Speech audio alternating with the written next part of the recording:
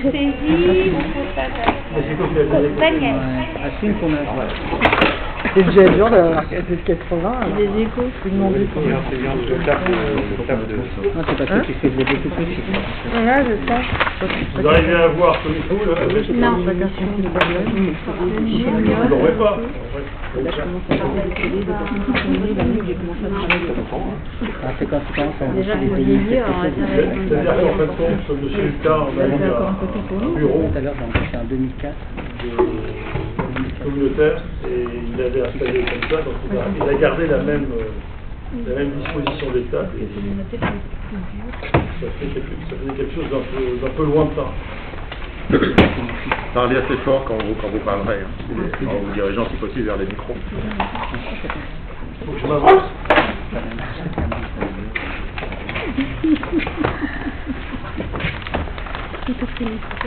Trop au boulot. Non, je suis en train de les trucs du coup.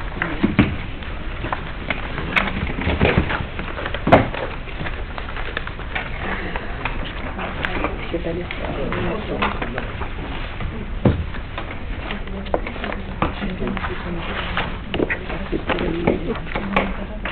C'est bien, ma voisine n'avait pas fait sur ma voisine.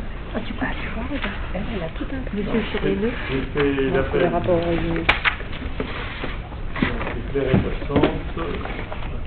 De la rue François est là. Carrie, Daniel,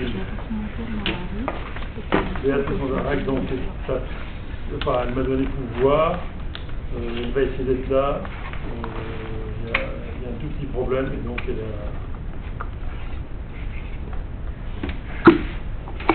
Laurent Allhomme à la marche, Christiane Chilan, Philippe Arnaud, Francine Jacquet, Sylvie Desage, Cynthia Villard, Arnaud Julien, Estelle Persona, Adine Lay, Jean-Philippe Guillon absent, elle me dit qu'il ne pouvait pas venir là ce soir. C'est le problème des étudiants, c'est ça le problème. Quand il y a des difficultés dans la journée, eux ont des difficultés. Ils ont des soirées étudiantes. Début d'année, je pense pas. Ah bah c'est Oh. l'intégration. Ah bon? Intégration, ouais. Je pense pas que c'est une intégration.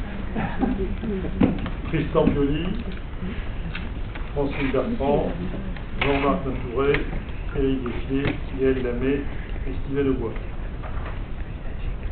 Je fais passer, puis vous...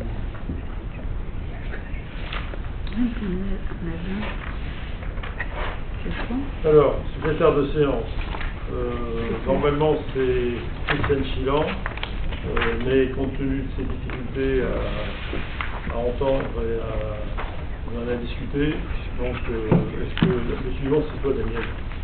Est-ce que tu acceptes de prendre la suite? Oui, pas de problème.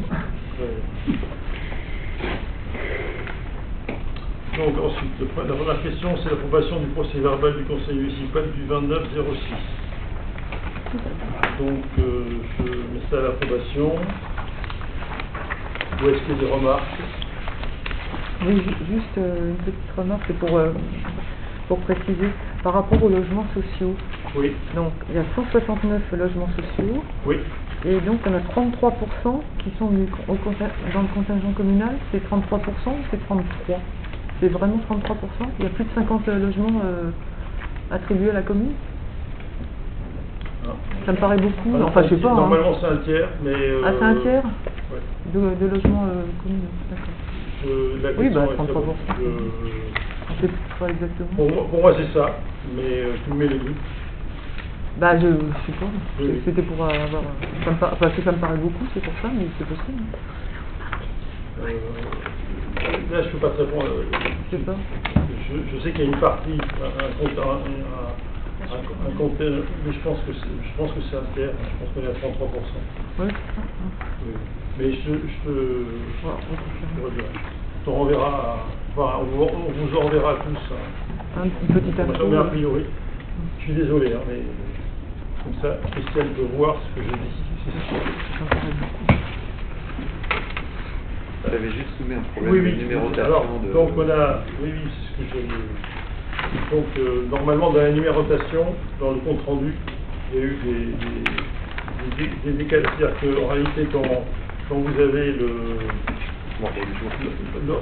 juste après l'ordre du jour, il y avait l'installation d'un nouveau conseiller municipal suite à une audition, il y avait le choix du mode de vote pour la désignation d'un membre de commission municipale suite à une audition, il y avait trois questions supplémentaires qui avaient été rajoutées. Et donc dans la numérotation, c'est à revoir. Donc on refera une numérotation correcte. C'est M. Delarue qui a... Lui, ça les complet. Très bien. Je n'ai pas d'autres remarques. Je peux pas voter. Qui est pour, qui est contre. Merci. Donc, qui s'abstient. Alors, la première question, donc c'est décision de prise relative aux délégations de pouvoir consenties au maire par le Conseil. Donc en fin de compte, il s'agit là en fin de compte pour moi de rendre compte de décisions prises par délégation. C'est une démarche de mise à jour des régies de recettes et de dépenses qui a été entamée afin de rationaliser et moderniser les régies en fonction des demandes de la Direction générale des finances publiques. Le but étant de supprimer les régies inutiles et puis d'éviter le paiement en numéraire et proposer des moyens de paiement en ligne. Donc les régies de recettes doivent être mises à jour pour créer des comptes de dépôt de fonds au Trésor afin de déposer le numéraire. Alors le numéraire maintenant va être non plus, on le déposait avant au Trésor public, maintenant ce sera à la banque postale, au lieu de la trésorerie. Pourquoi donc les actes administratifs appelés décisions ont commencé à être pris par délégation du conseil municipal.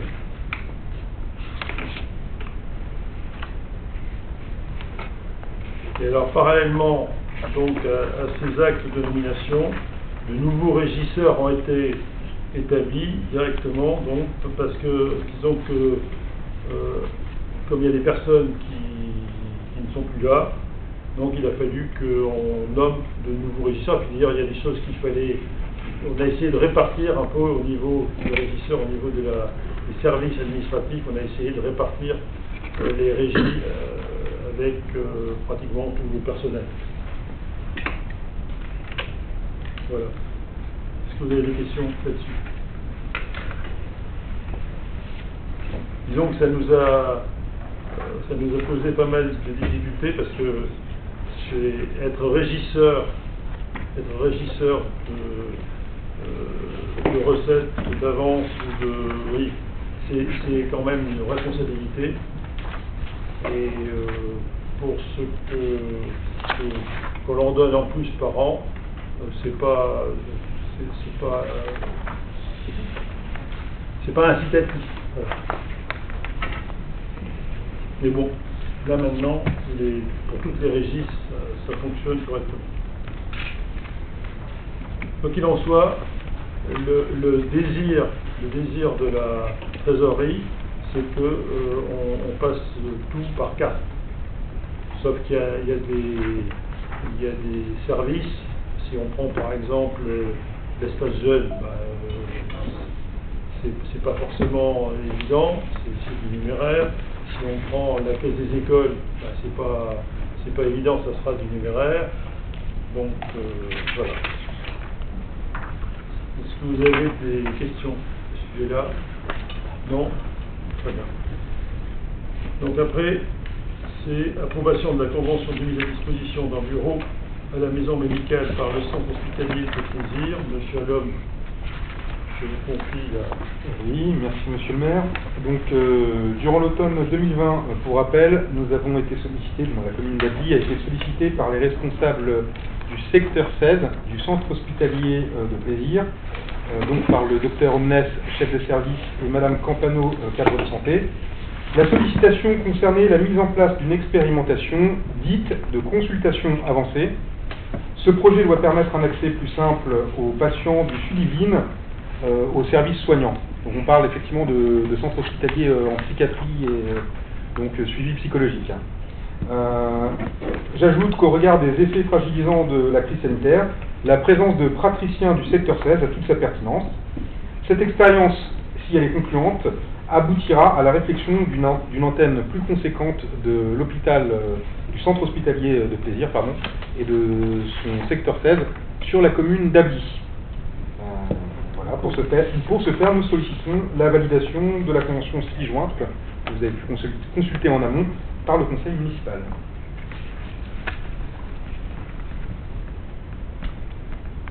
Des questions? Quel cabinet il va occuper? Comment? Quel cabinet ils vont occuper? Où est-ce qu'on va les mettre? Alors, comme actuellement, M. Madec n'est pas là, donc c'est donc le cabinet de M. Madec qui est utilisé. Et si entre-temps on trouve un médecin? Comment? Et si entre-temps on trouve un médecin, où est-ce qu'il doit aller? Eh bien, on essaiera de s'arranger et de voir comment ça pourra fonctionner. Disons que je préfère quand même, le vide n'est pas génial, et je préfère quand même qu'il y ait un tel médecin, surtout durant cette période de Covid où il y a eu quand même quelques difficultés. Ça permettra d'aider pas mal de personnes qui étaient bonnes. Oui. Et du coup, ça veut dire que le docteur Bataille n'accueille plus de stagiaires en ce moment? Alors, franchement, je ne peux pas répondre à ça, mais... En même temps, là, c'est le jeudi, elle est fermée, elle ne travaille pas le jeudi. Hein. Et tout à fait, ça a été travaillé avec le docteur Bataille, Ok. en amont par Madame Campano et le docteur Ambler. Aussi, voilà. Donc elle peut continuer à accueillir Bah des oui, c'est pour ça que le jeudi, comme indiqué Adeline, le jeudi a été moins déterminé. Parfait. Merci. Je vous en prie. D'autres questions?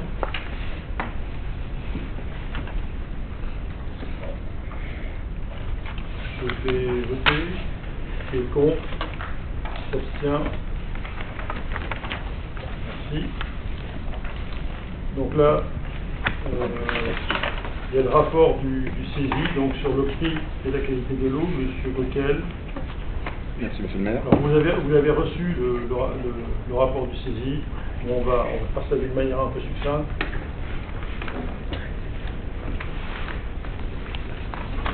Donc, on va commencer. Le CESI donc, a deux domaines d'activité, l'eau potable et l'assainissement.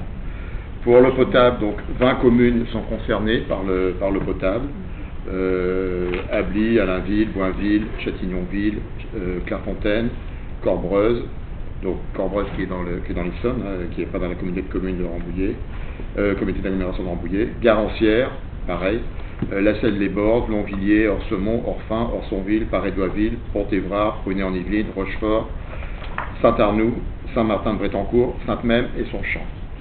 Cela représente 23 153 habitants au total, et ce qui représente 9 982 abonnés.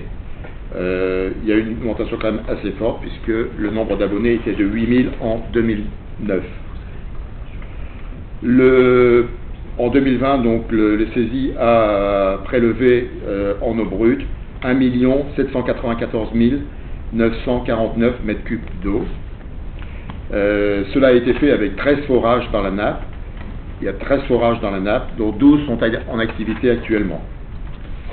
Le CESI a importé 0 mètre cube d'eau venant de l'extérieur, de son périmètre. Par contre, il a exporté 240 607 mètres cubes, principalement vers Rambouillet. La consommation, donc ça c'est les prélèvements, la consommation a été de 1 418 890 mètres cubes, et il y a eu 1 395 053 mètres cubes comptabilisés. Les volumes qui ont été vendus hors abonnés, donc principalement à Rambouillet, donc 236 807 mètres cubes et 3800 mètres cubes à Auneau.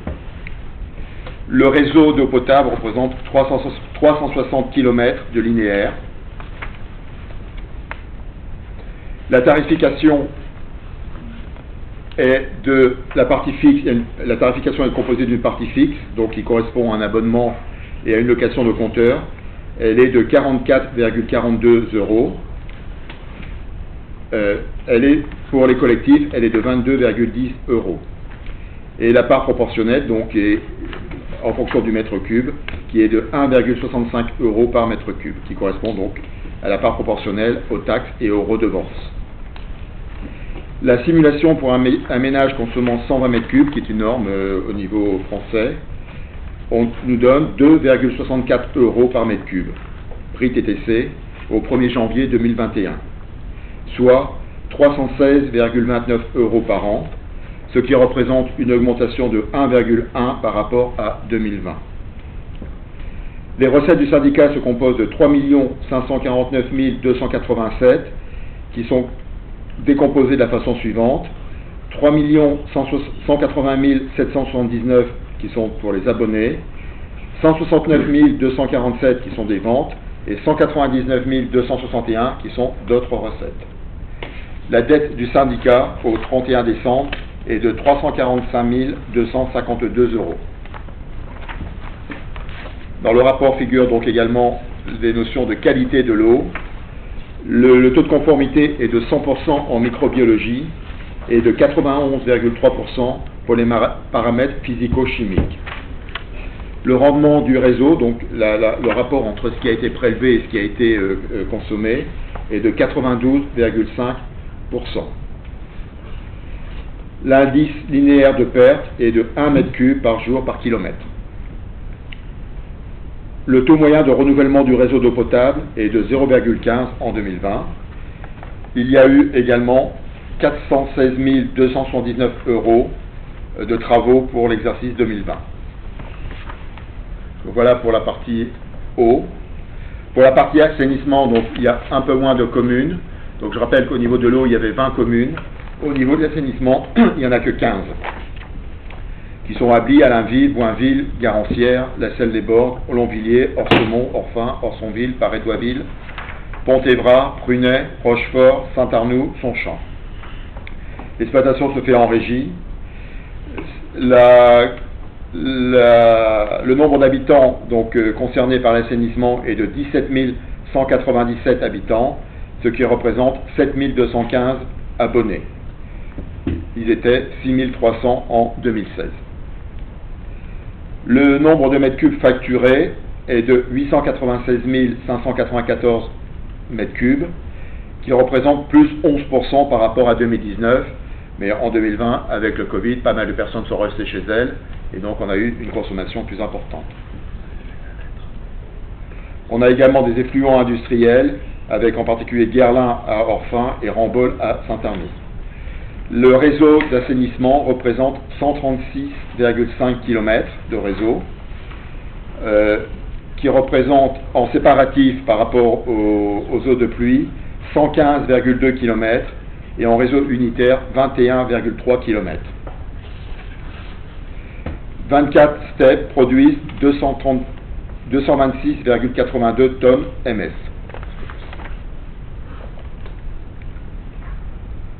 La tarification, 3 000 €, c'est un forfait pour les PFAC, et de 23 € l'abonnement pour la part syndicale, et 1,58 € par mètre cube.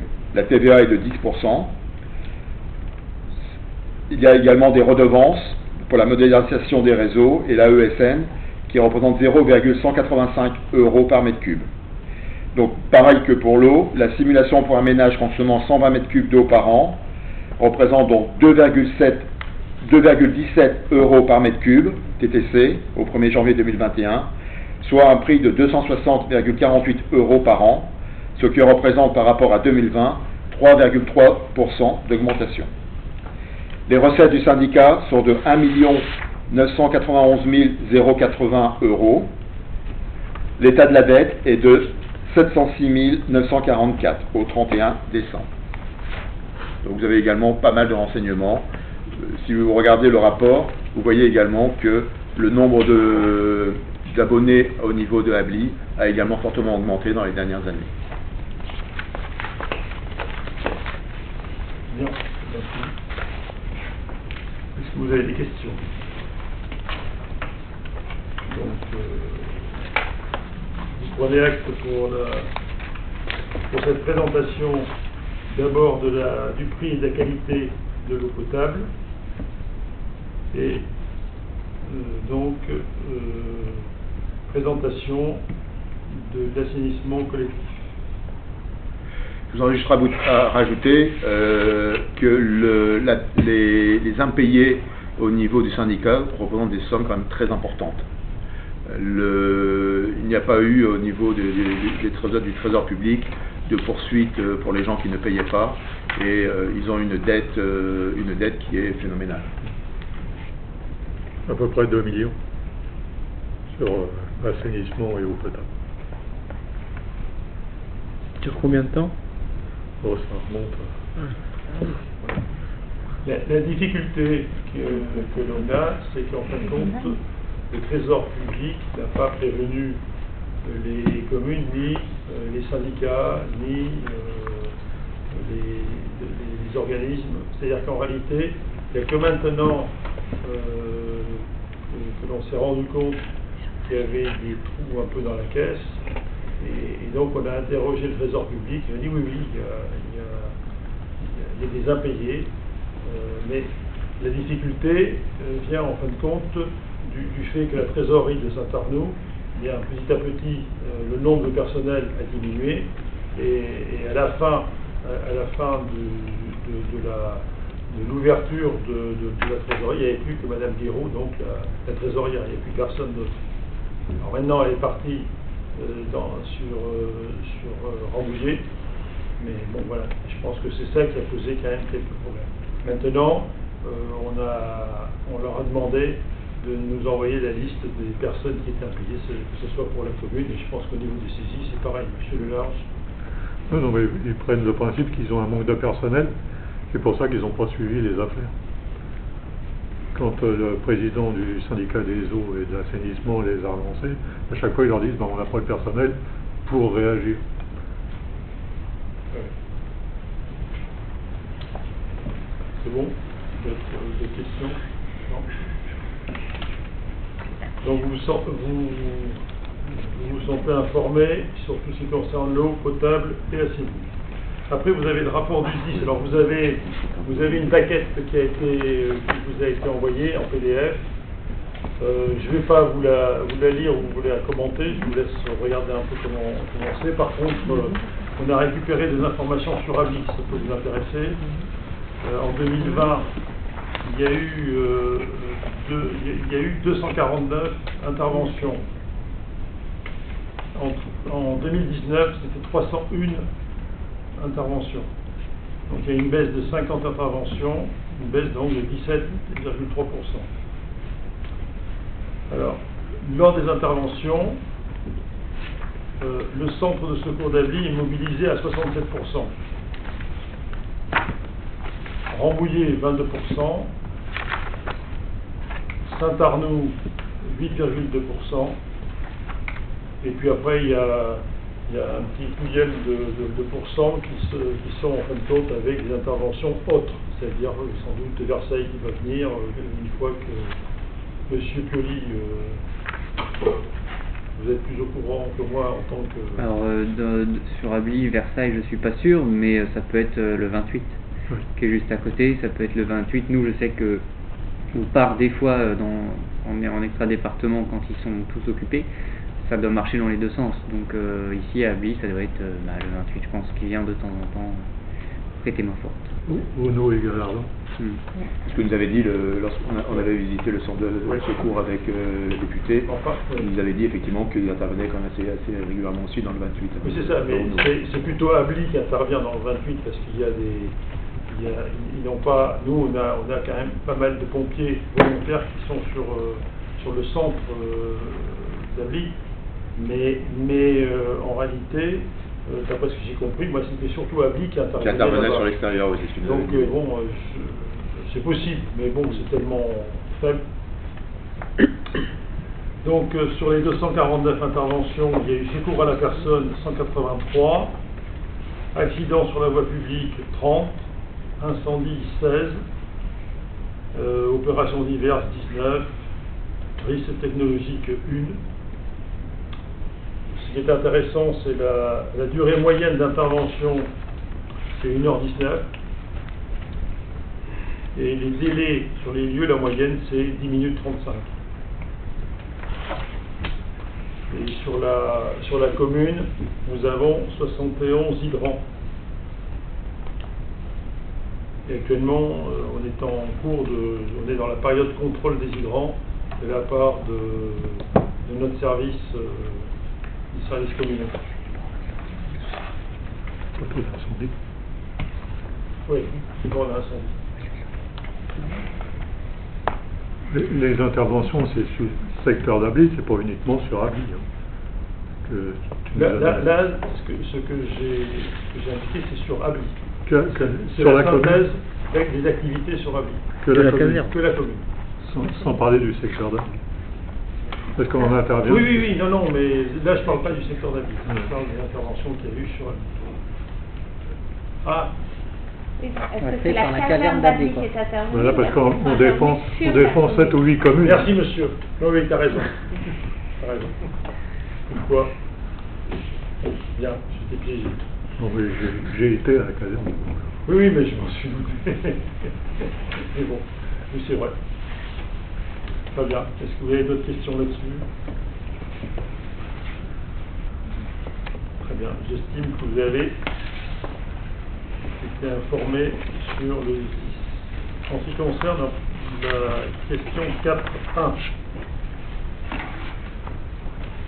Donc en fin de compte, c'est juste c'est une convention de délégation de compétences en matière de services spéciaux de transport public réservés aux élèves. C'est les circuits spéciaux. Et donc, il faut qu'on signe une convention. Alors là, actuellement, c'est la SAVAC qui intervient. Et donc, il faut qu'on signe avec la SAVAC cette convention. Voilà. Est-ce que vous avez des questions?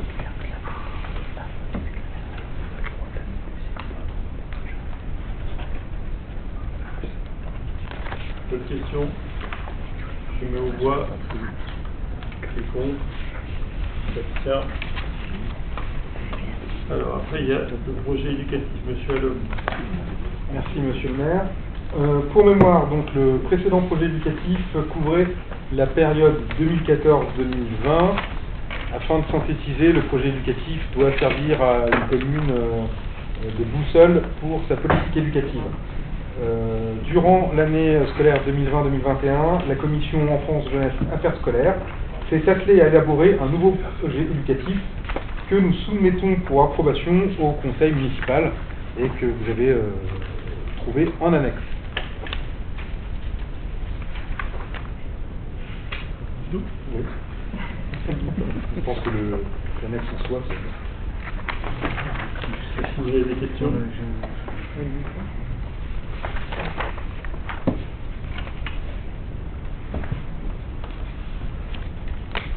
Pas de questions? Je mets aux voix. Ah oui ou non, il faut simplement prendre acte. Je ne peux pas voter pour. Donc vous avez pris acte de la présentation de M. Allom. Très bien. Affaires financières. Vous avez une feuille qui vous a été distribuée. Cette feuille explique un peu le tableau que vous avez sur votre compte rendu, que vous avez reçu. Alors, la partie affectation au compte 1068, donc excédent de fonctionnement capitalisé, cette partie-là, ça a été déjà voté dans un conseil précédent. Le B, affectation à l'échelon reporté, donc ça a été voté aussi dans un conseil précédent. Par contre, ce qui n'a pas été voté, donc c'est l'affectation du solde d'exécution de la section d'investissement de moins 342 857. Donc si on reprend le tableau qui a été distribué, vous avez le résultat donc de l'exercice, c'est plus 225 682. Le résultat antérieur reporté, c'est 824 625, ce qui nous fait un résultat de 1 050 000.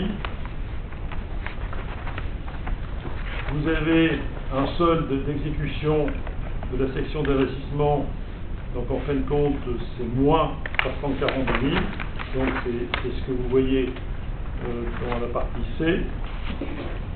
Vous aviez solde des restes à recouvrer, non réalisés, donc d'investissement, c'est 332 423, ce qui nous fait donc un besoin de financement de 10 433,86 €. C'est ce que vous avez en A. Donc voilà, ça vous explique un peu. Et puis en B, donc vous avez report en fonctionnement, donc 1 040 000. Est-ce que vous avez des questions? C'est bon? Vous avez la feuille, ça vous explique un peu.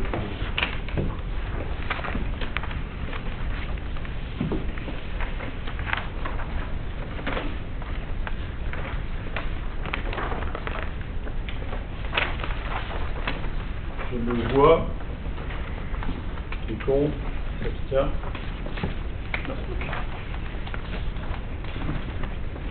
Donc, la question suivante, c'est décision modificative numéro 1. Donc, c'est moins 342 857. L'on retrouve, donc on retrouve à la page suivante. Vous avez donc les dépenses imprévues, moins 292 000, et donc il y a un virement qui part à la section d'investissement, d'accord, c'est 292 000 que l'on voit à la section d'investissement. Donc là, on n'a pas réussi à atteindre les 342 000. Et pour ce faire, donc dans la section d'investissement, on récupère dans les dépenses imprévues 50 000 €. Ce qui nous permet 50 000 € plus les 292 000 que vous avez au-dessus, ça vous donne donc les 342 000.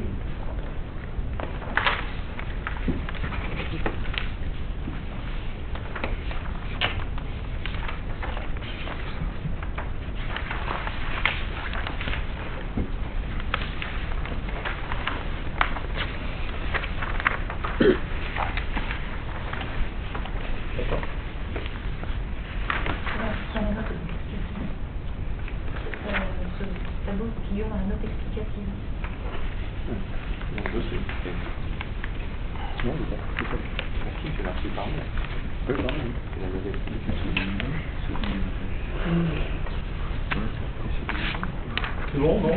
C'est des questions?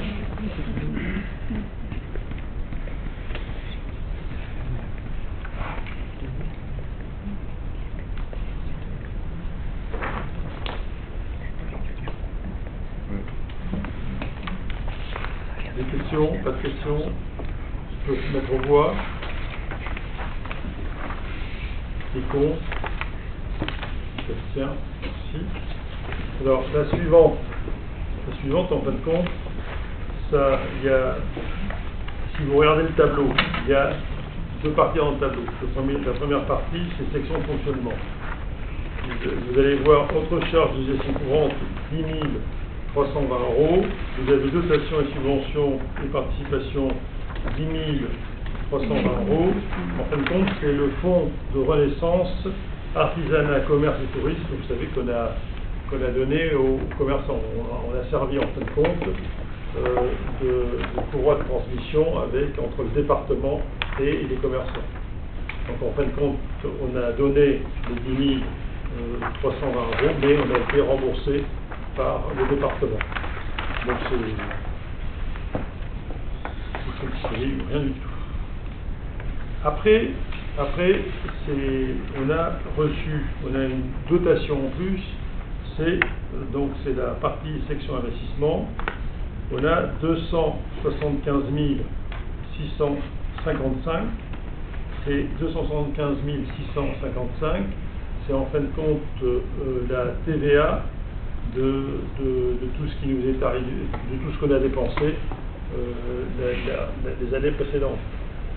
Donc on a récupéré la TVA, et donc cette TVA, on s'y attendait pas, donc cette TVA, donc on l'a il faut qu'on la répartisse. Alors, normalement, on vous a fait la photocopie. Vous avez cette feuille-là qui vous explique la répartition de ces 275 000. Vous avez donc au chapitre B20, vous avez 13 690. Ça correspond aux frais d'études, d'élaboration, de modification, etc. Voilà. Donc on met déjà 13 690. Vous avez donc, pour tout ce qui est chapitre 21, immobilisation corporelle, vous avez 221 964. Ça se répartit de la façon suivante. L'école annexe, donc on avait prévu l'année dernière, donc avant la rentrée scolaire, donc c'était avant les vacances, les grandes vacances.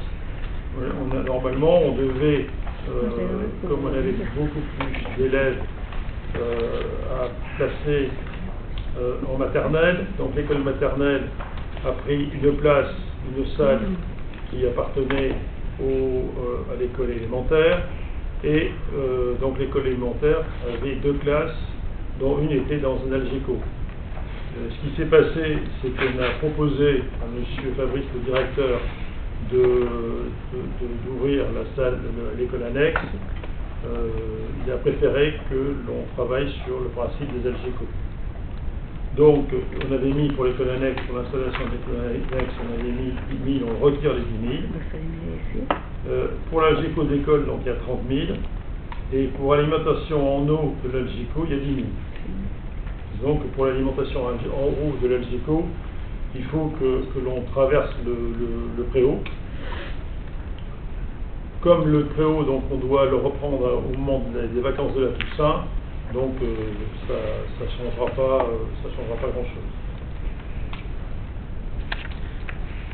Ensuite, on a mis 160 000 dans la mise aux normes réseau éclairage. On avait déjà 120 000, donc on rajoute 160 000. En ce qui concerne donc le réseau d'éclairage, on profite d'avoir, alors d'abord, au niveau des subventions, c'est assez compliqué d'avoir des subventions dans tout ce qui concerne donc la mise aux normes.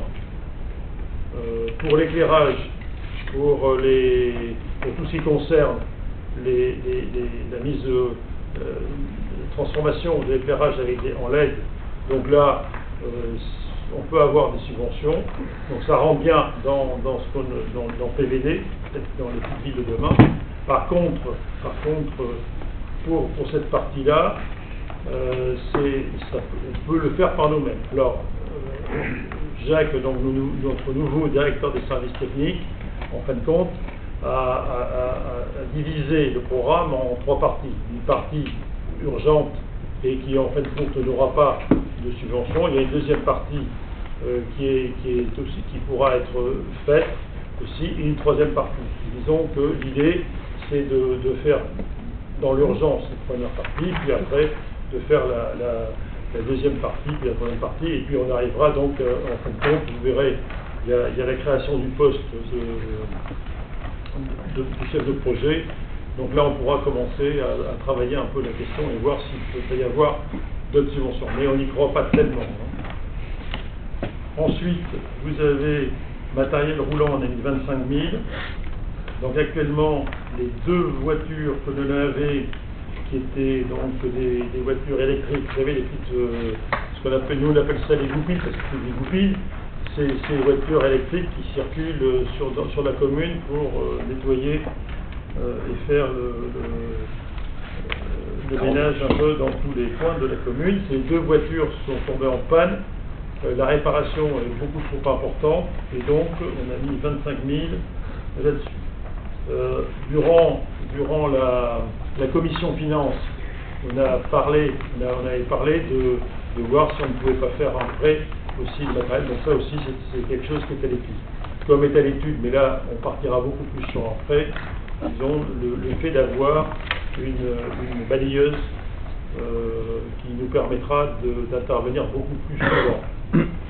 Alors, normalement, il y a une balayeuse qui passe tous les mois et c'était, disons, un accord que l'on avait avec Saint-Arnoux. Le problème de Saint-Arnoux, c'est qu'en fin de compte, c'est quelque chose qui ne marche pas bien. Ce qu'ils ont comme balayeuse, là j'en discutais avec la mairie de Saint-Arnoux, ils ont des problèmes avec la balayeuse qu'ils ont louée. Alors d'après ce que j'ai compris, ils en avaient une, puis après ils ont changé. Enfin, on n'est pas très... Ce qui est fait, c'est pas génial. Donc je pense qu'il faudra qu'on en discute avec Saint-Arnoux pour voir un peu comment on pourrait faire l'avenir. Mais j'ai l'impression qu'on va devoir se retirer de ce marché-là et puis nous faire notre propre marché. Mais si on peut arriver à le faire avec Saint-Arnoux, pourquoi pas. Vous avez donc moins 7753, c'est les traceuses routières qui ont été retirées et a été ajouté donc 1200 € pour la nouvelle tondeuse. Matériel de transport, donc on a remplacement équerre sur le véhicule, ça je ne saurais pas vous dire ce que c'est. On me l'avait dit, mais j'ai oublié, c'est 2000 €. Ensuite, page suivante, vous avez 5000 € qui est mis pour écran ordi mairie. Vous avez donc mobilier lié à l'ouverture d'une nouvelle classe de l'école maternelle, 6517 €. Et puis a été rajouté 5000 € pour l'achat de matériel. En fin de compte, le secrétariat de la mairie mangeait dans la salle du conseil. Donc je pense que c'était pas quelque chose de très correct. Donc j'ai décidé qu'on allait utiliser la salle, l'ex-salle de la CAPI à l'étage, et donc j'utilise la cuisine plus la grande salle qu'il y avait, de façon à pouvoir manger quand même au calme et tranquillement. Voilà, vous avez 1500 € qui est mis pour des aspirateurs, et puis 40 000 € qui est mis dans la partie construction avenant, et donc enfin, le problème de ça, c'est c'est une précaution, c'est-à-dire qu'il y a parfois certaines factures qui nous arrivent alors que normalement on pensait que tout était réglé. Donc voilà, je recommencerai par 10, c'est 275 000 €. Est-ce que vous avez des questions?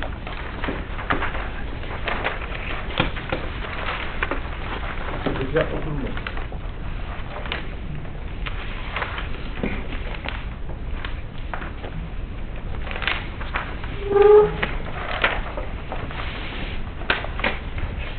Non.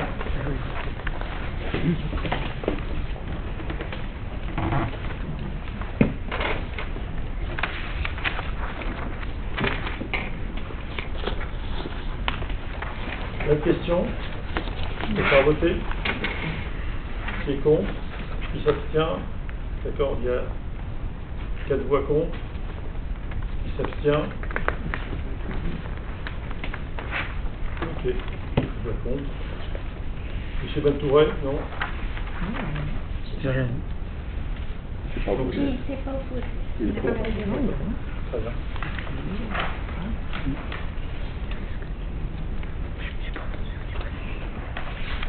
Bien.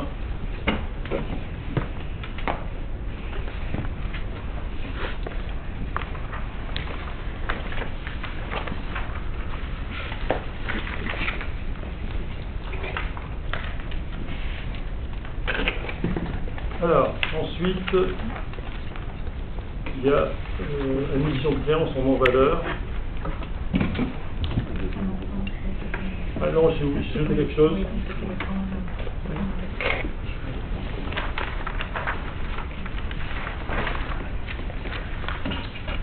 Groupement de commandes, oui. Ça fait bizarre que tu me dises ça, ça soit non plus, c'était pas la fin.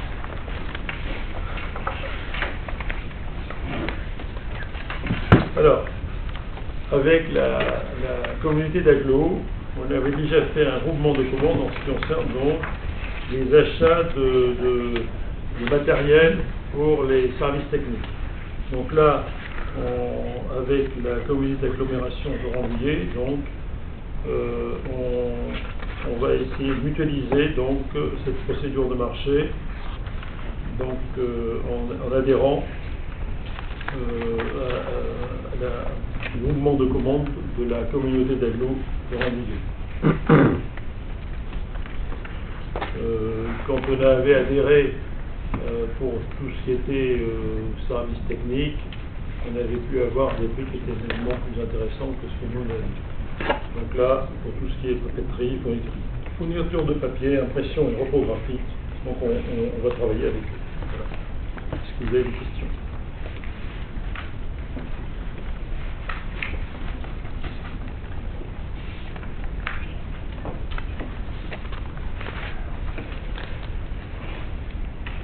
Je vais voter les contre, qui s'abstient.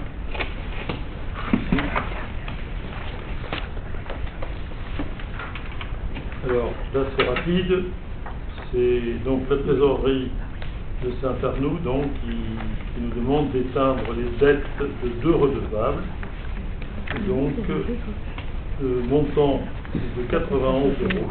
Voilà. Séance éteinte parce que les personnes sont parties, ils vont 91 €. Pour les poursuites pour ces 91 €. On s'épuise pour rien, on dépense de l'argent pour rien. Mais bon.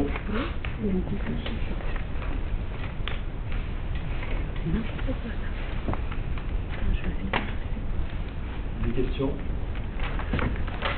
Faites. Je me vois. Il est contre. Il s'abstient.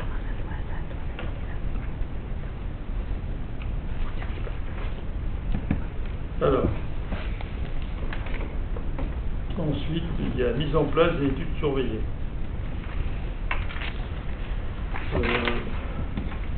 Monsieur le directeur de l'école élémentaire donc, nous a dit qu'il y avait des enseignants qui étaient intéressés pour assurer des études dirigées. Je pense que c'est intéressant pour les élèves. Cette étude dirigée auront lieu le lundi et le jeudi. Il y a 2 séances, de 16h30 à 18h. L'étude dirigée aura lieu à l'école élémentaire et sera mise en place dans la limite de 15 enfants par séance. Le coût par famille est de 2,60 € par séance. C'était en fin de compte le coût que l'on avait en 2018-2019.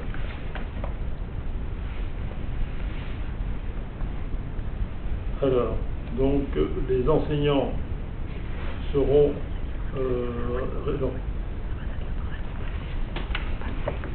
disons qu'il est proposé donc au conseil municipal de mettre en place des études dirigées pour l'année 2021-2022 de 16h30 à 18h pour au minimum 12 enfants, 2 jours par semaine, sachant que les études dirigées ne seront pas assurées la veille des vacances scolaires. La rémunération des enseignants concernés sur la base de 1h30 par séance selon le barème réglementaire, c'est 22,34 € pour un professeur des écoles de classe normale. Donc le tarif est de 2,60 € la séance, payable forfaitairement par période scolaire. Toussaint, Noël, printemps, Pâques, fin d'année, indépendamment de la présence effective, sauf cas exceptionnel, maladie de longue durée supérieure à 5 jours. Voilà. Est-ce que vous êtes assez informé là-dessus?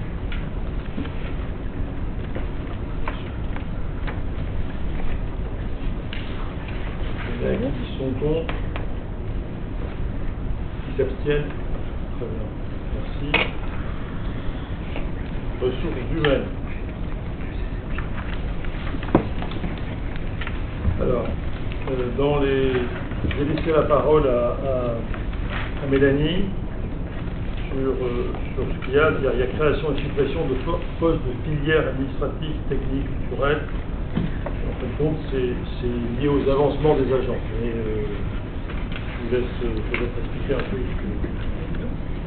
Effectivement, on a la modification du tableau des effectifs pour laquelle nous vous avons envoyé un tableau.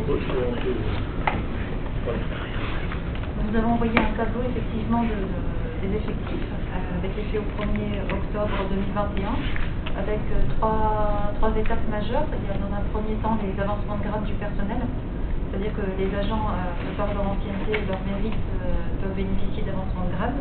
Donc il y a 14 agents qui sont concernés pour l'année 2021. Donc on propose la création de ces postes. Parallèlement, on supprime les anciens postes, on crée les nouveaux, on supprime les anciens.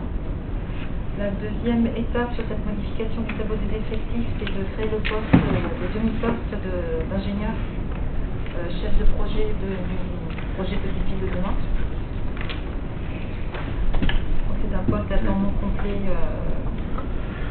qu'on vient de créer au 1er octobre, sachant que le recruter pourrait arriver en décembre.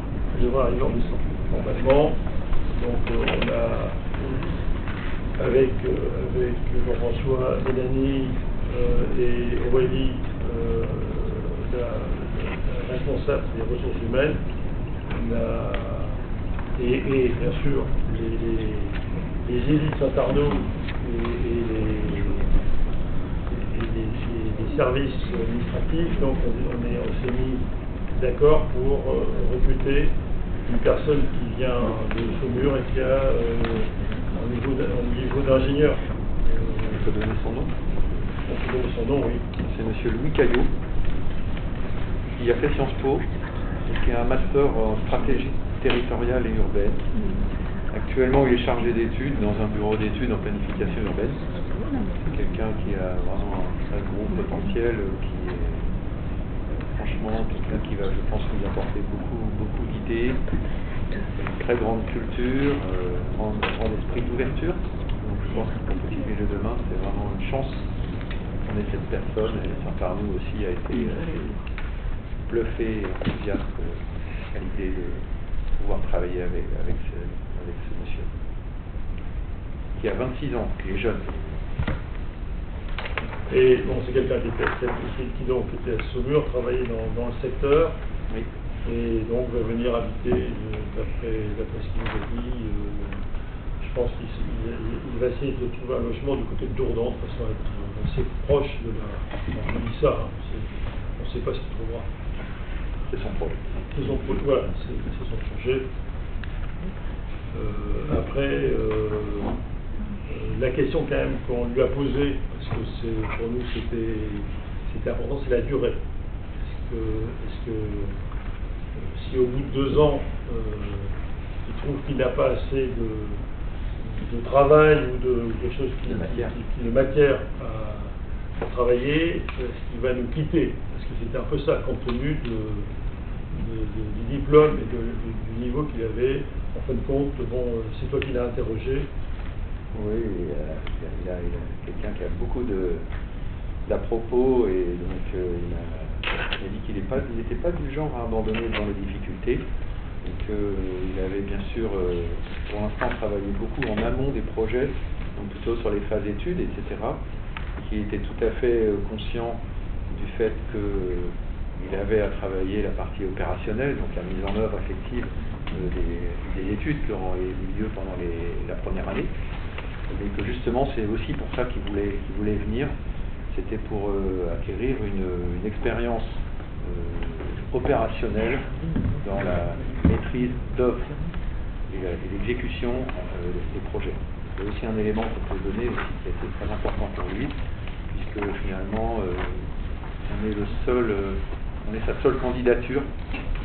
En fait, c'est vrai qu'actuellement il y a pas mal de postes de chef de projet qui paraissent un peu partout en France, et que bon, il souhaitait bien sûr la région 78, Île-de-France, cette partie de l'Île-de-France lui intéressait particulièrement, mais il a visé essentiellement Ablis-Saint-Arnaud. C'est le seul poste sur lequel il a postulé. Pourquoi? Parce que ce poste-là est directement rattaché aux élus des 2 communes plutôt qu'à l'intercommunalité. Et ça, c'est un élément qui lui a beaucoup plu. pouvoir travailler au contact des communes directement concernées, plutôt qu'une instance un peu moins directement en contact avec les problématiques locales. Je pense que ça aussi c'est un élément qui vous a vraiment beaucoup plu dans son état d'esprit. Très bien. Est-ce que vous avez des questions à ce sujet-là? Création, donc après il y avait le poste de technicien principal de deuxième classe. Donc c'est une régularisation. C'est une régularisation de carrière par rapport à l'agent qui est arrivé chez nous le 1er juillet, directeur des services techniques, concernant sa carrière. Puisque sa carrière avait évolué, on n'en avait pas connaissance, donc il faut régulariser pour qu'il bénéficie de la carrière auquel il a droit. Il a noté que la commission finance et le comité technique dans lequel font partie les représentants du personnel et des élus ont donné un avis favorable sur ces modifications. Des questions? Oui. Une petite question notamment concernant les effectifs sur les écoles. Si j'ai bien compris, il y a 2 agents qui montent en grade, c'est bien ça? Au niveau des maternelles. Et est-ce qu'il y a des nouvelles ADS qui sont souhaitées ou pas? Alors, si j'ai bien compris, au niveau de la filière médico-sociale, il y a des agents qui montent en grade, c'est bien ça? Oui. D'accord. Et alors la deuxième ligne, elle correspond à quoi? C'est pas les mêmes. Ah non, il y en a un qui est en deuxième classe et l'autre en première classe. Oui, tout à fait. Vous venez de faire l'observation, c'est qu'il y a le grade normal, il y a le grade deuxième classe et le grade première classe pour les ATSEM. D'accord. Et oui, c'était ça ma question, c'était au niveau du recrutement des ATSEM et non des ADS. Est-ce qu'il y a de nouvelles ATSEM qui sont prévues à être recrutées pour l'école maternelle ou pas? Non, on reste donc à 5 et il y a deux apprentis.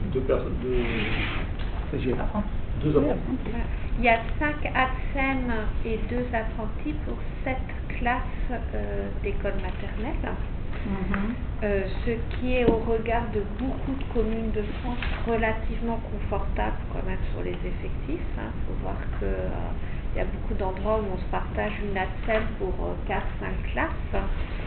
Donc là, elles sont 7 en réalité, 5 à temps plein, 2 apprentis. Par contre, vous parlez d'AVS, je suis un peu perdue, c'est autre chose les AVS? Oui, c'est autre chose, j'ai fait une erreur. D'accord, oui. Parce que là, ça ne concerne Non, pas. oui, je suis emmêlée les pinceaux. Oui, par contre, j'ai entendu quand même les ATSEM et notamment les enseignants dire que c'était quand même un peu juste, notamment avec la classe autiste. Alors, les ATSEM n'interviennent pas sur la classe EUMA. La classe EUMA a son propre personnel, avec déjà quasiment un adulte pour un enfant, si on fait le rapport. Donc, les ATSEM n'ont absolument pas à intervenir à ce niveau-là pour les périodes pédagogiques. Par contre, il est vrai que pour pouvoir atteindre les 35 heures de temps plein de travail d'ATSEM, puisqu'il n'y a que 24 heures de cours dans une semaine, elles ont donc un complément de service en entretien de leur salle de cours et donc automatiquement aussi de la salle de l'UEMA. Mais ça rentre dans leur temps de travail normal de façon à atteindre 35 heures par semaine. On ne leur a pas surchargé. Voilà. L'idée, c'est qu'il faut bien qu'elles travaillent en dehors des 24 heures de temps pédagogique. Très bien. Voilà. Merci. Sachant qu'on les a dégagées déjà de très nombreux travaux d'entretien qu'elles ne font plus et qu'elles faisaient auparavant. Oui, notamment tout ce qui est l'entretien et la désinfection. Voilà, puis les sanitaires, les couloirs, voilà, les aspects que les locaux réellement collectifs, elles ne font que les salles de classe. Voilà, ça c'est nouveau ça date quand même 1 ou 2 ans. Enfin, ça a été progressif, quoi. C'est-à-dire que progressivement, les tâches ont évolué pour s'adapter en continu à leur temps de travail et à leur charge de travail. Donc on a une société qui vient faire le ménage. Oui, alors ça par contre c'est récent, effectivement, la société qui vient en complément. De même, on les a dégagés de tant si mes souvenirs sont bons, vous m'arrêtez aux dernières, de quelques temps d'entretien pour pouvoir faire le midi. Ou alors elles sont toutes passées à temps plein, je sais plus, mais voilà, c'est ça. Voilà, pour pouvoir assurer la surveillance de cantine auprès des élèves. Elles sont toutes passées à temps plein, donc le temps de travail de celles qui n'étaient pas à temps plein a été complété par cette surveillance de cantine le midi. À leur demande, je précise aussi. Alors que, pardon? À leur demande. Ah oui, ça n'a pas été imposé, c'est elles-mêmes qui déjà à l'origine étaient demandeuses de toutes passer à temps. D'accord.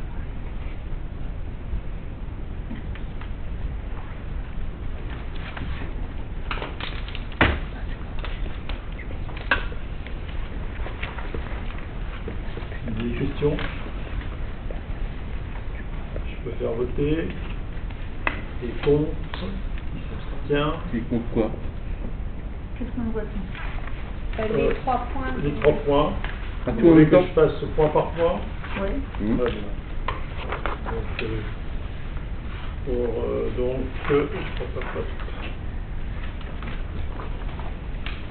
C'est ça, création. Le premier, c'est tout ce qui est l'évolution de Voilà. carrière. L'avancement. de carrière. Mhm. Qui est contre? Qui s'abstient? Merci. En ce qui concerne la création du poste d'ingénieur pour le poste, en fin de compte, lié au poste du chef de projet civil de demain. Qui est contre? Qui s'abstient? Contre? Il y a 4 contre. D'accord. Abstention. Très bien. En ce qui concerne la création donc d'un poste de technicien principal de 2e classe. Donc c'est régularisation du grade de nomination du directeur de service technique. Qui est contre? Qui s'abstient? Merci. Alors ensuite, nous avons l'approbation des modalités du compte personnel de formation. Alors, le décret donc, du 6 mai 2017, vu l'avis favorable du comité technique du 24 juin 2021, vu l'avis favorable de la Commission Finances et Ressources Humaines du 7 septembre 2021, le décret précise les conditions, modalités d'utilisation du CPF, donc c'est le compte personnel de formation, et prévoit notamment que la prise en charge des frais pédagogiques et des frais occasionnés par le déplacement des agents à cette occasion peut faire l'objet de plafonds déterminés par l'Assemblée délibérante. Donc chaque année, il y a une campagne de recensement des demandes de mobilisation du contrat, donc du compte personnel de formation. Alors, les agents doivent présenter leurs demandes par courrier à l'attention de l'autorité territoriale. Elle doit contenir les éléments suivants: présentation de son projet professionnel, programme et nature de la formation visée, organisme de formation sollicité, nombre d'heures requises, calendrier de la formation et coût de la formation. Les demandes doivent être déposées au plus tard au 31 janvier de l'année en cours. Alors, les frais pédagogiques afférents au compte personnel de formation sont pris en charge par la collectivité selon les modalités suivantes. Donc, il y a prise en charge totale des actions de formation relatives à l'acquisition du socle de connaissances et de compétences fondamentales, apprentissage de la langue française, règles de calcul. Il y a la prise en charge partielle dans la limite des crédits budgétaires du plafond horaire de 15 € TTC sans dépasser les 1 500 € par projet et par agent selon un ordre de priorité ci-dessous fixé.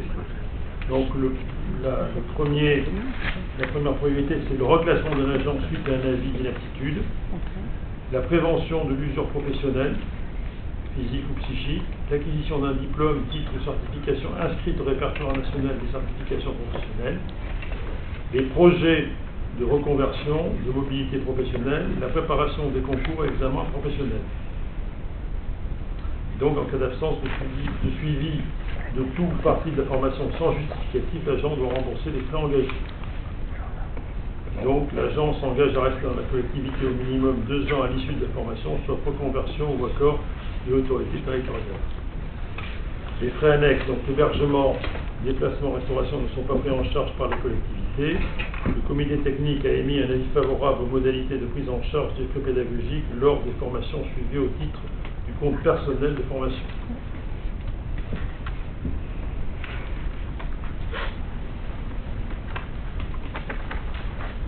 Est-ce que vous avez des questions sur ce sujet-là?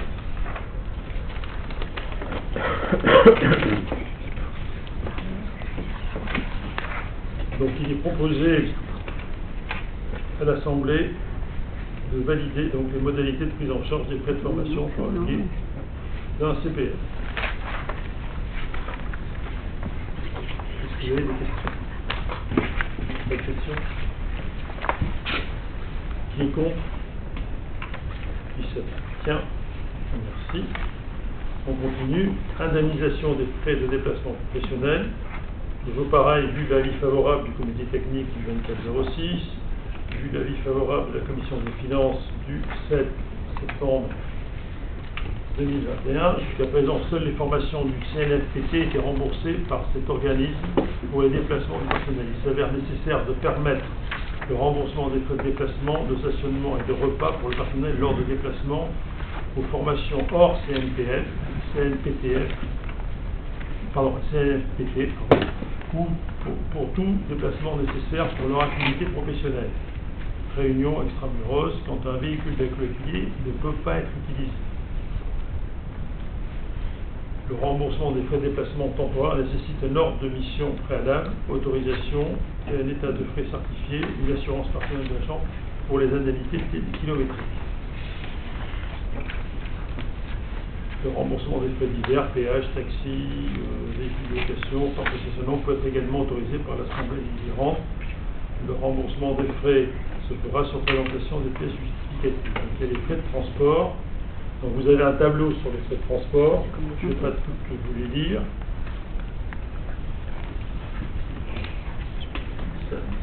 Après, c'est donc sur présentation des justificatifs de paiement, les frais de stationnement et péage seront indemnisés. Pour ce qui concerne les véhicules de 2 roues et 3 roues, avec donc l'autorisation du chef de service, les frais de déplacement seront indemnisés sur la base du tarif de transport en commun le moins onéreux ou sur la base d'indemnité kilométrique dont le montant varie selon le type de véhicule, sa puissance et la distance parcourue. L'indemnité kilométrique est de 0,14 € pour une cylindrée supérieure à 125 cm3 et donc pour un autre véhicule ce sera 0,11. Sur présentation des justificatifs de paiement, les frais de stationnement et de péage seront indemnisés. Les frais d'assurance de réparation en cas d'accident ne sont pas pris en charge. Peut être autorisé l'utilisation d'un taxi ou d'un véhicule de location. Les frais seront remboursés sur présentation des justificatifs de paiement. Le trajet est validé par le responsable avec étude du stationnement et de péage. Les frais de repas seront pris en charge à hauteur de 17,50 € par repas, avec présentation justificative. Les frais d'hébergement, vous avez un tableau qui les représente. Pour un travailleur handicapé et en situation de mobilité réduite, les taux de remboursement forfaitaire des frais d'hébergement est de 120 € par jour, quel que soit le lieu de formation.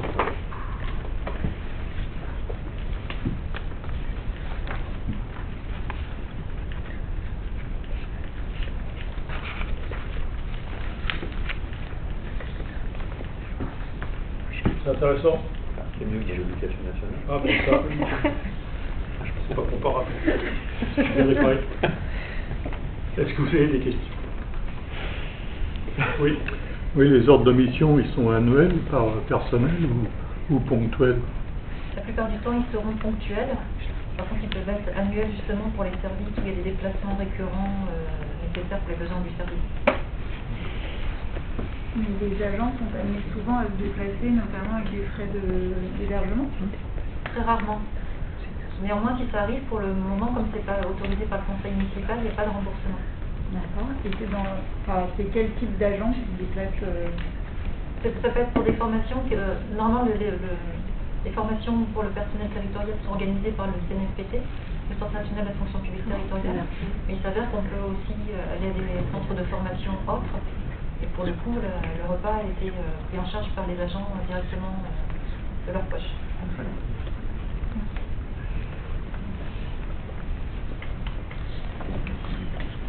D'autres questions? D'autres questions? Bien.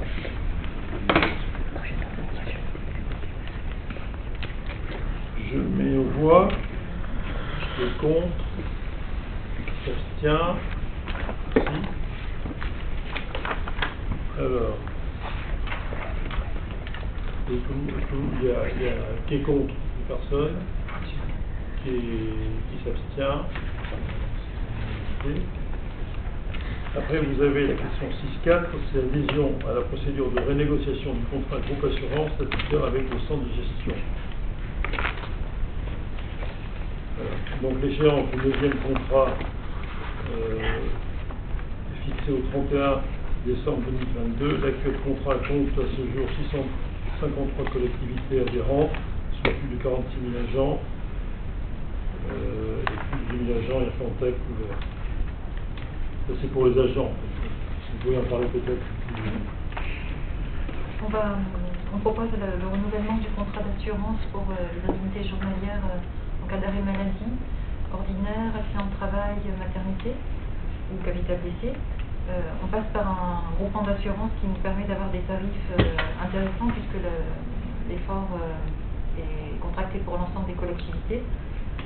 Il nous a permis d'avoir un taux qui a diminué dans le précédent contrat, il était de 5,47, il est passé à 4,50 pour la commune. Ils nous ont fait un retour justement sur les arrêts maladie qui est intéressant de signaler. En 2019, il y a eu 914 jours d'absence pour 8 arrêts, 70 jours pour les accidents de travail et le remboursement du coup qu'a dû faire l'assurance si on n'était pas assuré auprès de cet organisme monte à 52 000 € pour les indemnités journalières, capital d'essai et frais médicaux. Donc, et tout ça pour un coût d'assurance pour 2021 où on paye 6 800 € de cotisation. Donc c'est quand même intéressant de pouvoir bénéficier d'un contrat groupe et de ne pas être auto-assuré pour le coup.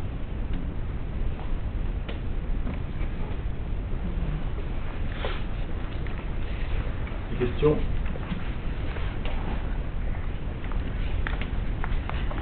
Je mets aux voix. Qui est contre? Qui s'abstient?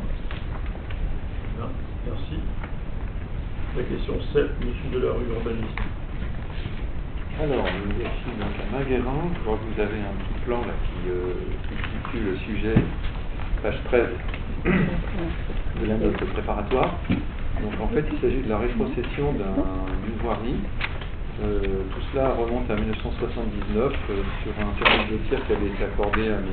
Van Hens à l'époque pour un lotissement de 3 lots que l'on voit là sur le plan. C'est les parcelles 141, 142, 143 et section J, 141, 142, 143 et 144, le petit chemin que l'on voit là, qui en fait était donc une indivision. Il était prévu dans le règlement du lotissement que ce chemin en indivision soit rétrocédé à la commune, sans en préciser la date dans le règlement. Et en fait, cette rétrocession n'a jamais eu lieu. Concrètement, la commune entretient pourtant ce chemin. Voilà, mais pourtant la rétrocession n'a jamais été réalisée. Donc la proposition qui est faite, et d'ailleurs c'est à la demande d'une propriétaire de l'une des parcelles, on vous propose donc d'accepter cette demande d'intégration de cette voirie dans le domaine communal. Donc, vous voyez la parcelle 144 sur le plan cadastral. Donc c'est dans la continuité d'un chemin qui existe déjà en fait. On ne fait qu'officialiser une situation de fait en réalité.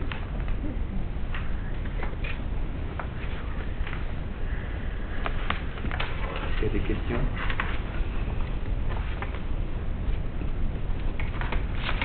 Il est proposé d'approuver la rétrocession de la voirie du lotissement Vanel dans le domaine communal, donc la parcelle J144, et ainsi d'autoriser le maire à signer tout document se rapportant à cette décision, notamment la signature d'actes notariés, puisque bien sûr il faudra que l'officialise ce transfert.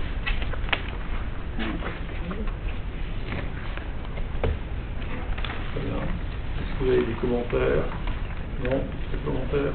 Très bien. On voit qui est contre, qui s'abstient. Merci. On passe maintenant aux questions diverses. J'avais une question, mais on va commencer par vous. Les questions diverses.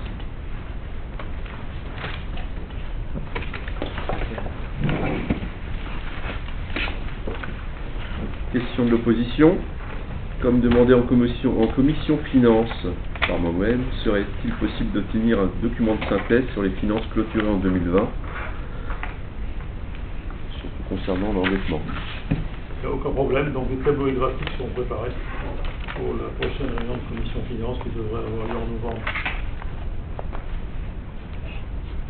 Deuxième question, les représentants de Rambouillet Territoire au conseil de communauté pourraient-ils présenter un rapport d'activité aux membres du conseil municipal?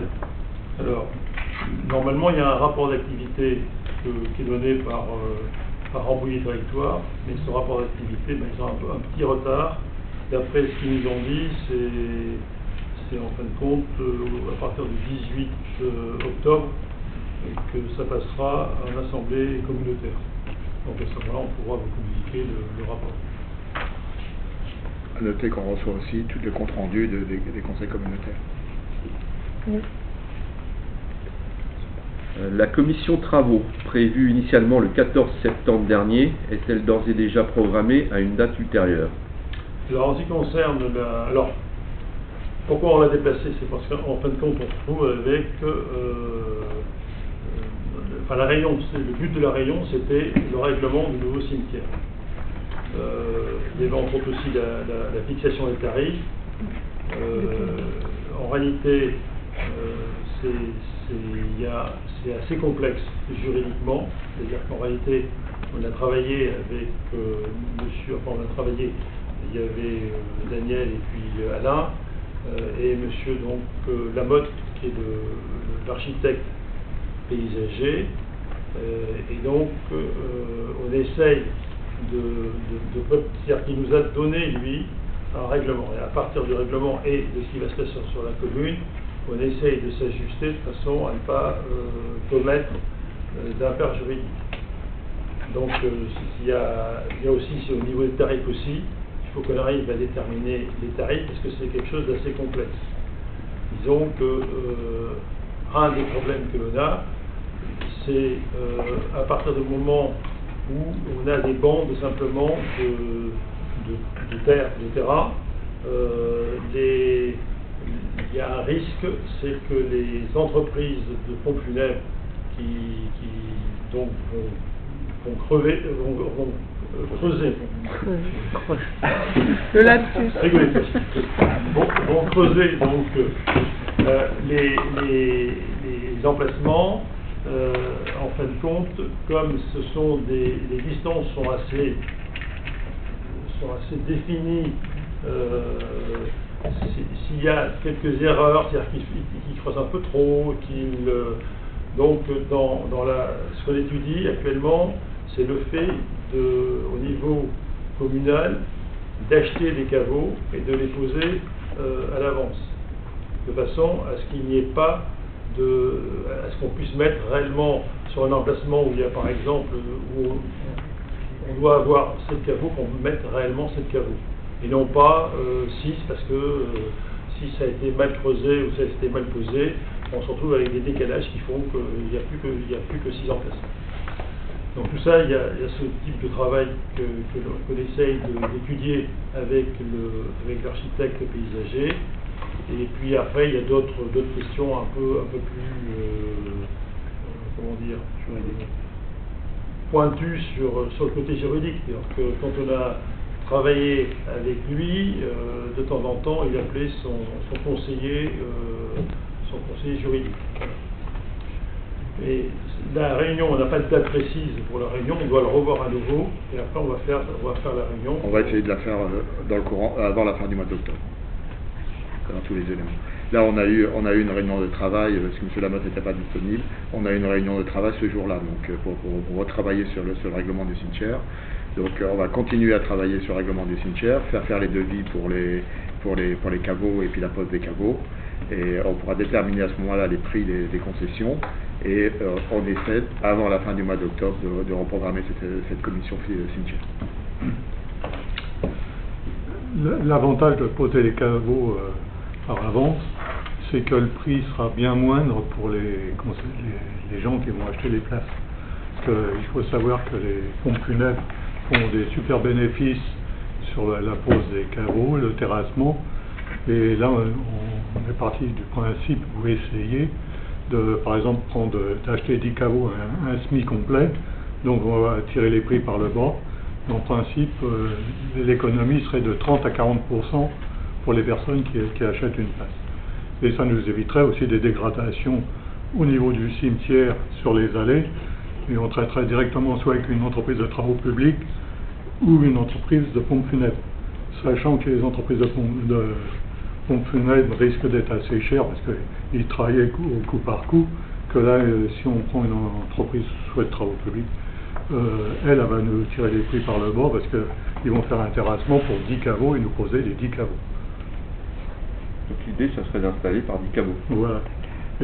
Par bon. L'idée, c'est d'acheter. Ça dépend du plan du C'est d'acheter, parce qu'en réalité, c'est une question de potentiel du camion qui amène les caveaux. Donc, a priori, d'après ce qu'il nous a expliqué, c'est que c'est là par 10 ou 11. Donc, le but, c'est de limiter les coûts. Mais il y a des tailles différentes de caveaux. Alors, donc, dans un SMI, on pourra mettre, par exemple, 7 caveaux de 2 places, un caveau de 4 places et un caveau d'une place, pour commencer. On ne peut pas mettre des caveaux de 6 places, parce qu'au niveau du terrain, ça passerait pas. On a le droit qu'à deux hauteurs de caveau. On peut pas mettre trois corps là. Non, mais j'y sais en fonction des familles. Il peut pas faire tout des caveaux, des grands caveaux. Il y en a des petites familles et des grandes familles. Donc il y aura. Non, mais c'est tout ça qu'on essaie de récupérer comme information. Et le problème après, c'est éviter pour les familles d'avoir des coûts importants et nous, en même temps, d'avoir un cimetière qui puisse se tenir correctement. Bien sûr, la pose des monuments dessus sera la charge des familles. Hein. Oui. On ne posera pas les monuments. Ah oui, par contre, le caveau est payé par la mairie. Non, il est payé, mais remboursé après par les personnes qui achètent ta concession, tu auras le caveau dedans. Ah bah non, oui, il y a le terrain, l'avance. Il y a le terrain et il y a le prix de la place, le prix du caveau. Donc dans le prix de la place, il y aura le caveau dedans. Oui, voilà, ça présente aussi un gros avantage, c'est que si quelqu'un décède subitement, il n'aura pas besoin d'un caveau, il y aura toujours un caveau de disponible. Parce on aura toujours on fera toujours pour avoir des caveaux d'avance. Il y a aussi le problème de la tarification on a posé la question entre l'ancien et le nouveau cimetière. Est-ce qu'on pouvait avoir des prix autres que sur l'ancien cimetière? Donc, a priori, on a le droit d'être un peu plus cher sur le nouveau cimetière, vu l'investissement qu'il va y avoir sur les caveaux et ainsi de suite. Comme ça, c'est ça. Voilà, c'est d'abord pour vous dire ce qu'on est en train d'essayer pour éviter de faire une réunion sans avoir les informations qui sont nécessaires. Donc on essaie de récupérer un peu toutes les informations auprès de l'architecte. Donc on est désolé du décalage, mais vous êtes informé, c'est bon? Oui. Si vous voulez d'autres informations, il n'y a pas de problème. Là, maintenant, j'ai deux personnes qui ont travaillé sérieusement qui ont repris un peu le règlement que monsieur Lamotte nous avait transmis. Donc c'est un règlement qui est un règlement passe-partout. Comment? Passe-partout. Oui. C'est un peu passe-partout, mais il avait dû peut-être sûrement s'utiliser déjà sur un cimetière, parce qu'il y avait des histoires d'agglos ou un truc comme ça, il me semble. Bon. Et donc on a préféré partir de là, et après, disons qu'on part sur des choses qui sont, comment dire, politiquement... On l'adapte au cimetière de... Et puis après, lors de la réunion, on pourra changer les choses, faire évoluer certaines choses, et puis il y aura des décisions qui se feront. Mais au moins on partira sur des choses juridiques qui ne nous posera pas de problème par la suite. Donc nous pour l'instant sur Ably, on n'a pas de problème juridique, mais en fin de compte maintenant il y a certains cimetières qui se trouvent avec certaines communes ou agglos, parce qu'il y a des cimetières qui sont gérés par les agglos, qui posent problème, parce que vous savez, c'est un domaine très complexe, hein, les cimetières. Il y a un code là-dessus, et les règlements, il faut faire attention à ce qu'on fait à l'intérieur. Ça a été un peu notre surprise. Merci.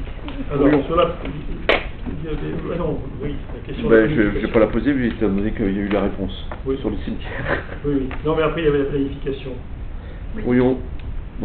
Pourrions-nous également obtenir le planning du trimestre à venir des conseils municipaux et des commissions? Alors, pour le conseil municipal, on devrait le faire la fin du mois de novembre, soit le 23, soit le 30. Il y a au conseil de communauté, nous avons voté l'histoire de la gestion des eaux fluviales urbaines. Donc ça, c'est quelque chose qu'il faut absolument faire passer en conseil municipal. Et donc pour que ça puisse rentrer dans les temps, il faudra qu'on le fasse à la fin du mois de novembre.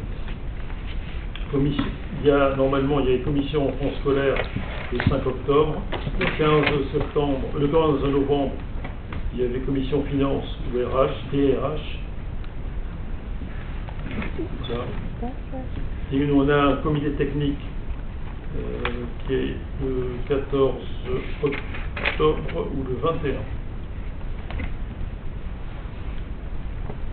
Voilà, pour l'instant, je rêvais au début de nos conseils d'avoir comme ça une programmation qui permettrait de pouvoir se préparer, mais c'est un peu complexe. Pour l'instant, je n'ai pas réussi. Et la commission mixte stationnement sur travaux urbanistes, stationnement, c'est la semaine prochaine, le 28. Programmé. Voilà, ça bouge.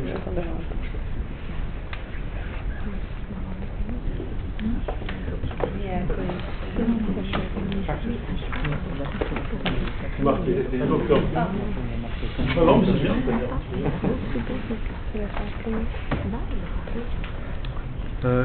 Concernant les travaux de la zone Nord 2, qui a donné l'autorisation à l'entreprise des travaux d'emprunter l'autre chemin communal, différent de celui initialement prévu pour les travaux du giratoire. Y a-t-il eu une analyse de gravats qui ont permis la stabilisation de ces chemins? Alors, qui a donné l'autorisation à l'entreprise de passer là où elle est passée? Personne.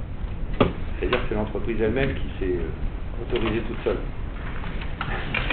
Le maire avait donné simplement l'autorisation de passer sur les chemins ruraux de la commune, puisque ces chemins ruraux sont connus, cartographiés, et lors du dossier, les itinéraires avaient été prévus en ce sens.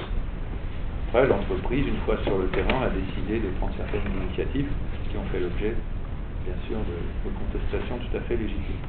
Alors, le passage par ce secteur-là a été programmé de façon à éviter d'avoir un temps de création de rond-point beaucoup trop important. S'ils étaient passés par l'échangeur, on en avait pour, je crois, 13 semaines. 13 semaines de coupure de l'échangeur.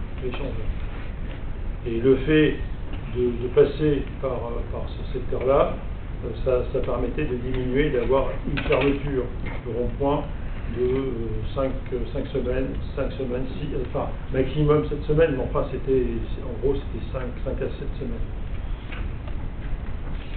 Enfin, ils se sont bien loupés. Là. Oui, mais aujourd'hui, ils empruntent un autre chemin. Celui qui était prévu initialement d'ailleurs. Voilà, c'est celui-là qui était prévu à l'origine. Celui-ci qui a été prévu initialement. Tout à fait. Donc on se demande pourquoi ils sont partis vers le nord. Ah oui, Ah mais voilà. c'est n'importe quoi. C'est vraiment... Et l'analyse des graves? Alors, comment? L'analyse des gravats. Oui, alors là je peux répondre parce que je me suis renseigné. L'analyse des gravats donc, sont en cours D'accord. pour savoir s'ils sont pollués. Donc dedans, il y a résidus de câbles électriques, macadam, etc. La société Collage doit fournir donc la copie des bons de livraison de gravats. L'analyse permettra de savoir s'ils répondent aux normes et donc le chemin seront remis à l'identique résidus enlevés. D'accord. Bon, à suivre. À suivre, exactement. Ah ben, je suis... Quand j'ai vu la façon dont ils ont travaillé, c'est n'importe quoi. C'est lamentable. C'est lamentable. Bah, d'autant plus qu'il y a eu destruction d'un site RTO en plus. Oui, mais il y a tout là, ils ont tout. Il y a tout gagné.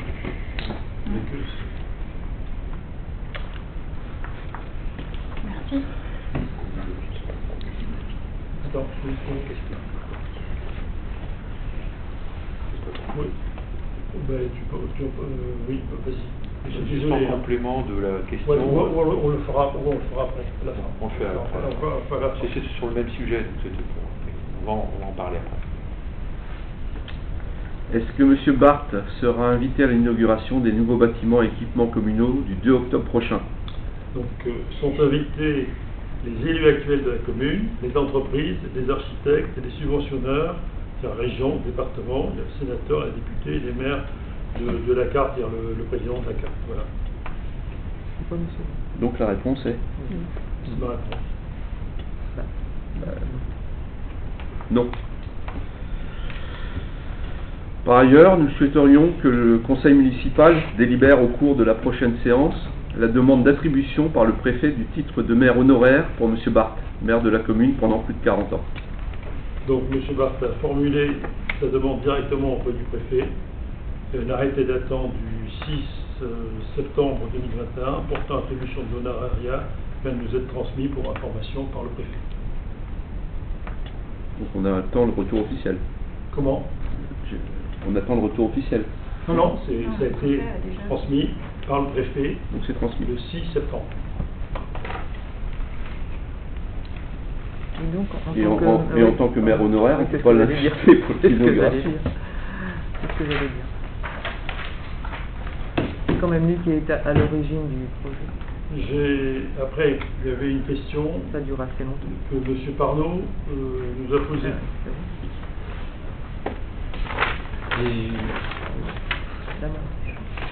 Concernant la gare routière. Ah oui. Alors, au niveau de la gare routière de Rambouillet, qui est un lieu qui devient dangereux pour nous, parce que les quais sont toujours aussi petits et on est nombreux. Et même les bus ont du mal à circuler. Donc, moi j'aurais voulu savoir qui demandait soit à l'Aglo ou à l'Île-de-France, à la région, de savoir quand ils vont faire quelque chose. Alors j'ai pris un renseignement, ça ne concerne pas la carte, mais le président de la carte est maintenant conseiller régional. Donc quand je lui ai parlé, il m'a dit il faudrait faire une lettre, donc je lui ai dit qu'on va lui faire une lettre qui va être... si vous êtes contre, vous le dites, mais je pense qu'on pourrait mettre... la lettre n'est pas faite, mais dans l'idée, ça serait de faire remonter dans ce type de questions, c'est-à-dire la ligne des bus, les utilisateurs des lignes de bus ne sont pas en sécurité à la gare routière, c'est bien ça, c'est sûr, sur ça, dans leur déplacement, l'absence d'abribus pour les voyageurs qui attendent, on est d'accord là-dessus, et les croisements de bus paraissent difficiles. Vous avez parlé de ça. Oui, quand elle a ligne 11 le quai et les bus, quand l'autre bus, on a juste ce petit quai. Le quai, il n'est pas large du tout. Entre deux bus, le quai doit faire 1 mètre au maximum. Même pas 1 mètre. Et sur ce quai, attendent toutes les personnes pour un bus, donc plus de 50 personnes sur un truc qui fait moins d'1 mètre de large et qui est coincé entre deux bus de la gare routière. Donc c'est vraiment très dangereux. Et je me demande si on ne pourrait même pas associer les communes voisines qui font partie. Parce que c'est le cas pour tous les arrêts de bus, c'est petit partout. Ah oui, c'est les usagers. C'est infernal. Et on est beaucoup à prendre le bus. Je parle d'un bus. Je ferai remonter. Pour les autres. Disons que, est-ce que vous êtes d'accord sur le principe de faire cette lettre et donc moi je la transmets à monsieur Bourlan de façon à ce qu'il puisse faire suivre ça. Moi je pense que d'après ce que j'ai compris, c'est une défense mobilité. Mais je pense que c'est important. À la limite, je peux en parler à mes collègues maires de façon à ce qu'il y ait aussi que ça puisse bouger un peu. Parce que c'est vrai que bon, c'était pas le premier à me le dire. Ah, puis on est nombreux, il y a de plus en plus. Puis le système de bus est quand même bien fait, mais on leur donne pas, même aux chauffeurs de bus, on leur donne pas les moyens de bien circuler, quoi. Alors, à ce sujet-là, donc normalement, il y a de France Mobilité, on donne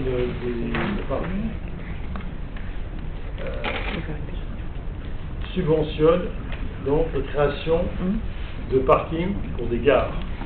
Et donc, moi, j'ai rencontré donc le premier vice-président de la région pour lui expliquer que tout compte fait, Ably était quand même aussi une gare, puisque tous les Euréliens et les habitants des villes qui sont voisines, les villages qui sont voisins, viennent se garer sur Ably. Donc c'est très bien de pouvoir créer un parking. Donc je pense que j'ai été écouté.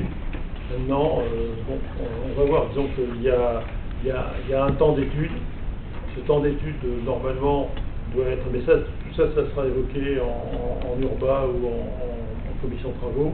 Ce temps d'étude, normalement, est remboursé totalement par la région. Donc, pour l'instant, on fait des démarches de façon à ce que qu'on puisse rentrer là-dedans. Je pense que si, là, actuellement, nous avons dans l'Ably pas mal de voitures qui se garent un peu n'importe où, qui se garent donc sur la place de Villiers. Vous avez fait l'étude un peu de ce qu'il pouvait y avoir comme emplacement pour se garer, d'après ce qu'on avait dit un peu, c'est-à-dire que la rue de la mairie, il faudrait que ça soit quelque chose qui soit temporaire et donc pas à la journée. Bon, ça se discutera dans la commission. Je pense qu'en même temps, il faut qu'on essaye d'obtenir quelque chose au sujet des voitures comme ça qui arrivent à se garer dans le secteur. Voilà. Très bien. Bon, tout le monde est d'accord, hein? Oui. Oui, je pense à ce sujet. Oui, le vote qui se levé, je voudrais intervenir. Mais dans l'ombre, c'est pas évident. Vas-y, est-ce que tu peux expliquer? Oui, c'était juste un complément d'info parce qu'on vient juste de recevoir.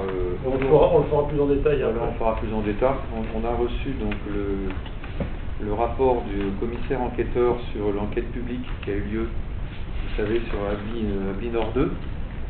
Donc en fait, c'est M. Genesco qui était le commissaire enquêteur, qui a mené son enquête publique donc, du 28 juin au 31 juillet, relative donc à la demande d'autorisation environnementale pour la construction d'un entrepôt donc, sur la zone d'Ably Nord 2, voilà, qui prévoit, comme vous le savez, à peu près 9 hectares de surface de plancher avec des cellules de stockage, etc.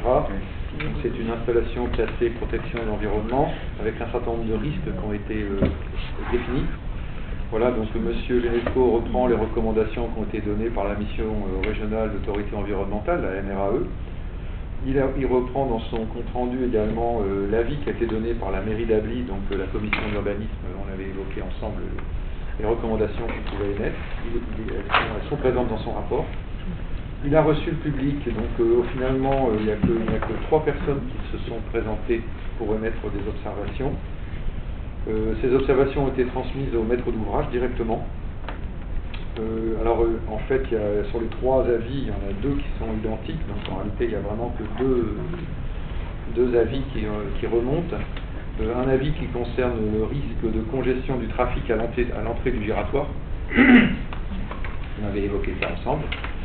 Et puis également un deuxième point qui est une interrogation sur l'accessibilité au chantier par les engins et l'impact sur les parcelles agricoles. Voilà, alors concrètement, un avis favorable a été donné par le commissaire enquêteur.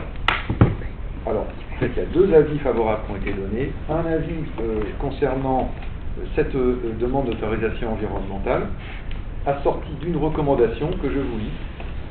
Le maître d'ouvrage, en liaison avec la DIRIF, étudiera l'intérêt de réaliser une voie d'évitement contournant le futur carrefour giratoire afin de rétablir la continuité avec l'itinéraire d'origine pour les usagers en provenance d'Ably. Effectivement, le giratoire actuel oblige à un contournement supplémentaire. Bon, d'après ce que l'on sait, la DIRIF ne donnera pas suite à cette demande. C'est l'information qui m'a été donnée. Après, il y a un deuxième avis qui concerne le permis de construire. Donc un avis favorable, lui aussi, avec 2 recommandations. Première recommandation, le maître d'ouvrage veillera à mettre en place les meilleurs dispositifs possibles en vue d'éviter tout choc électrique susceptible d'affecter les personnels d'intervention au niveau de la toiture munis de panneaux photovoltaïques. Le risque électrique lié à la pose de panneaux.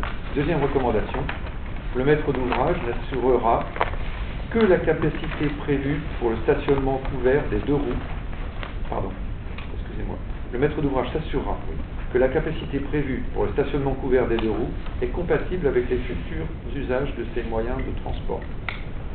Voilà, ça aussi, ça faisait partie donc, des demandes qu'on avait exprimées déjà au sein de la commission de ça. Donc voilà, pas de souci en ce qui concerne ce rapport du commissaire enquêteur, qui est donc globalement favorable au projet. C'est juste le point que je voulais faire, parce qu'on vient de recevoir ce document aujourd'hui même.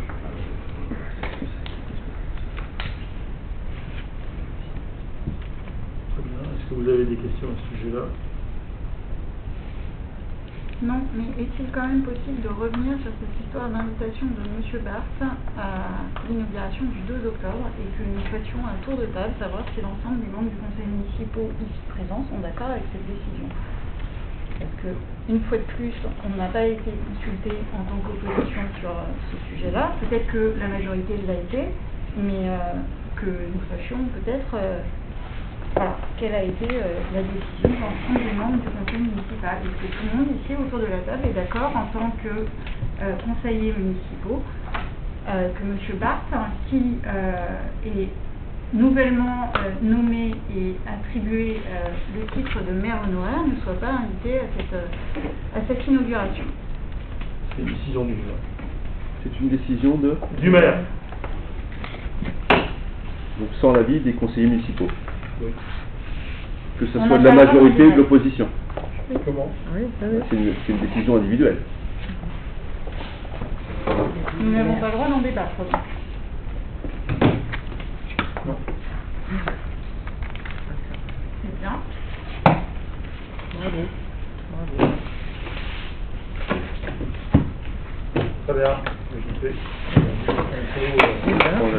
La leçon, hein. La leçon.